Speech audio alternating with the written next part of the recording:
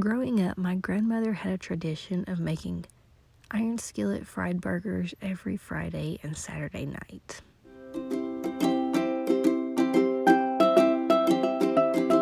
So we're going to make this tradition today, as it is still present in my household. Iron skillet burgers are the best. You get that crispy char on the edges of the meat, but you still have that nice, soft, tender, moist interior.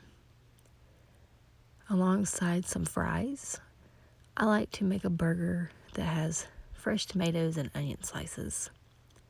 Sometimes I may add cheese, sometimes I may not. It depends what mood I'm in. But this is what my grandmother always made every weekend, so it is still a staple in my household today.